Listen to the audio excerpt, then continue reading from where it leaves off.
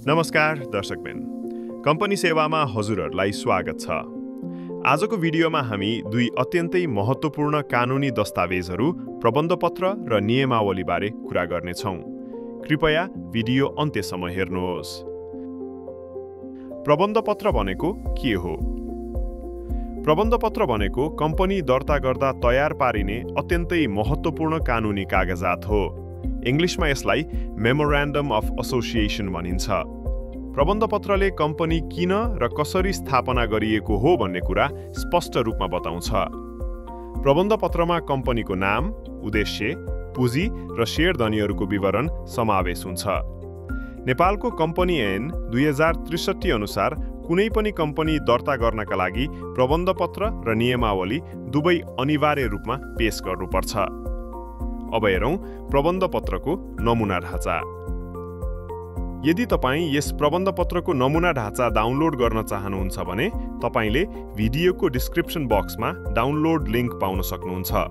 तपाईँ त्यहाँबाट सजिलै PDF फाइल डाउनलोड गर्न सक्नुहुन्छ। प्रबन्धपत्रमा समावेश हुने मुख्य बुँदाहरू: 1. कम्पनीको नाम, 2. कम्पनीको दर्ता हुने ठेगाना, 3. कम्पनीका मुख्य र सहायक उद्देश्यहरू, 4. शेयरधनीहरूको दायित्व, 5. कम्पनीको अधिकृत पुँजी र प्रत्येक शेयरको मूल्य। अब अर्को महत्त्वपूर्ण दस्तावेज नियमावलीबारे कुरा गरौँ।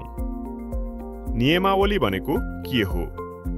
नियमावली भनेको कम्पनी कसरी सञ्चालन गरिन्छ, कसरी निर्णय लिइन्छ र कम्पनीका भित्रका नियम र व्यवस्थाहरू के हुन्छन् भन्ने विवरण दिने आन्तरिक दस्तावेज हो। यसलाई इङ्ग्लिसमा आर्टिकल्स अफ एसोसिएसन भनिन्छ। यसले कम्पनीका सञ्चालन नियमहरू, शेयरधनी र निर्देशकका अधिकार तथा कर्तव्यहरू, सभा सञ्चालन प्रक्रिया र लाभांश वितरण जस्ता विषयहरू निर्धारण गर्छ। अब हेरौँ नियमावलीको नमुना ढाँचा। नियमावलीमा समावेश हुने मुख्य बुँदाहरू: 1. कम्पनीको नाम र ठेगाना, 2. शेयर पुँजीको विवरण, 3. शेयर धनीहरूको अधिकार र दायित्व, 4. निदेशकहरूको नियुक्ति, अधिकार र जिम्मेवारी, 5. बोर्ड मिटिङ, वार्षिक साधारण सभा, AGM र विशेष सभाको प्रक्रिया, 6. लेखा परीक्षण र अभिलेख व्यवस्थापन, 7. कम्पनी विघटनको प्रक्रिया। भिडियो मन परेमा लाइक र शेयर गर्न नबिर्सनुहोस् र थप जानकारीका लागि हाम्रो च्यानल सब्स्क्राइब गर्नुहोस्। धन्यवाद।